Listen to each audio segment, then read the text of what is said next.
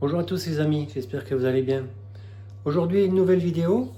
On va continuer donc sur la lancée donc de la dashcam et puis donc après cette série sera terminée. Donc on va installer une nouvelle caméra, la caméra de chez Vantrue, la E2. On va la coupler, donc c'est la caméra arrière. On va la coupler donc à la E360 et au boîtier LTE que j'ai déjà installé, que je vous ai mis en vidéo. Donc on va la déballer vite fait, il n'y a pas grand chose dedans, hein. Et puis après on se retrouvera sur l'installation. Allez, à tout de suite les amis. Alors voilà ce que l'on trouve dans le packaging. Donc vous avez la caméra, la petite E2, donc qui se colle donc sur la lunette arrière. Vous avez également des petits, donc une petite comment dire, attache de remplacement, hein, qui se met juste là en dessous au cas où. Et puis des accroches câbles pour vous aider éventuellement à passer votre câble. Et également un câble USB-C qui est coudé vers USB-C, qui va se relier donc à la caméra avant. Et vous avez une longueur de 6 mètres. Donc le câble est bien épais, hein. Il est bien costaud. La caméra, elle respire la qualité également. Enfin bon, en même temps, en Vantrue, j'en ai toujours été content. Donc ça, c'est vraiment de la belle qualité. Donc, alors, je sais même plus quel... ah oui, donc c'est en 1080p ou en 2,7K peut-être bien. Je regarderai, à moins que je dise une erreur. Mais c'est peut-être du 2,7K. Donc à voir, je vous redirai ça. Bon ben écoutez, on va se retrouver dans le véhicule pour l'installation. Allez, à tout de suite. Alors les amis, nous voilà donc dans le véhicule. Alors le but, donc c'est... Alors on va essayer de faire tenir ça. Ça. La lumière. Oui, c'est pas gagné. Donc, en fait, si vous voyez, c'est juste là-haut, vous avez le port USB. Juste là. Donc le but c'est de la brancher ici. Et ensuite de faire passer le câble tout autour, comme ça. De le faire passer là. Et aller jusque derrière le véhicule. Donc je vais pas vous filmer hein, le passage du câble, hein, puisque bon, ben, tout le monde sait passer un câble. Donc je vais passer le câble et puis je vous reprends un petit peu plus tard. Allez, à tout à l'heure les amis. Alors voilà les amis, j'ai passé le câble, donc j'ai branché donc au-dessus de la dashcam, hein, comme vous pouvez voir ici. Là, je fais monter le câble, donc là je peux pas le passer plus à l'intérieur, mais c'est pas très gênant puisque moi je roule toujours avec le pare-soleil descendu. Donc il est passé là en dessous, dans le pavillon.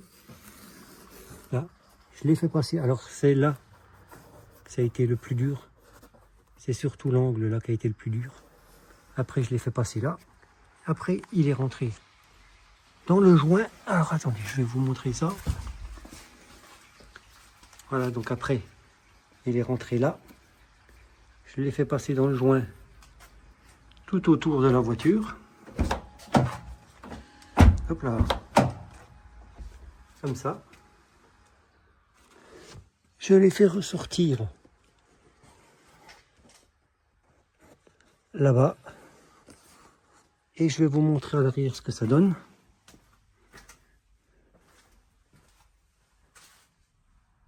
Donc la caméra est ici. Oui, alors j'aurais pu démonter effectivement ça, passer les câbles à l'intérieur, mais alors ça a l'air d'être un cirque pas possible.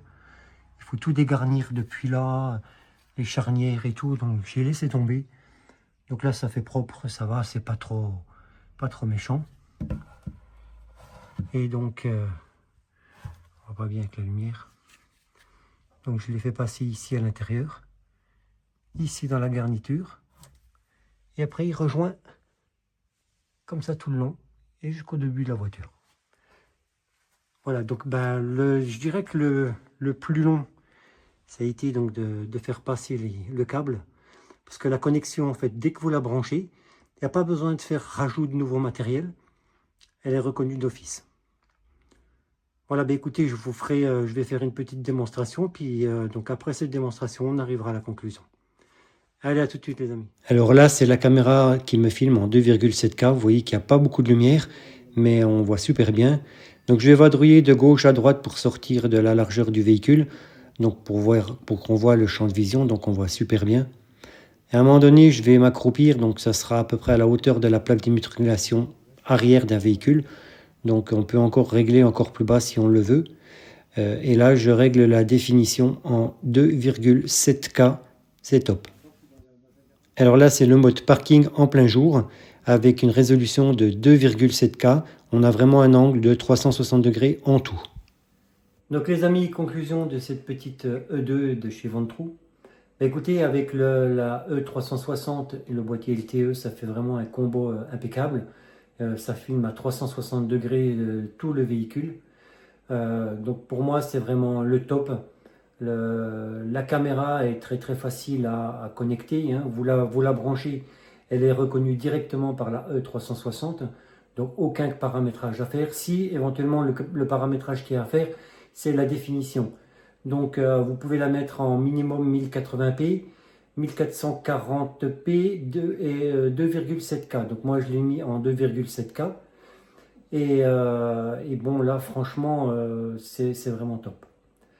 Donc voilà, bah, écoutez, pour cette série de dashcam, bah, écoutez, c'est terminé. Donc maintenant on va reprendre un petit peu des tests de produits en detailing. Donc si cette vidéo vous a plu, bah, n'hésitez pas, abonnez-vous, likez, commentez. Et puis je vous dis à pour une prochaine vidéo. Allez, ciao, ciao les amis. Ciao.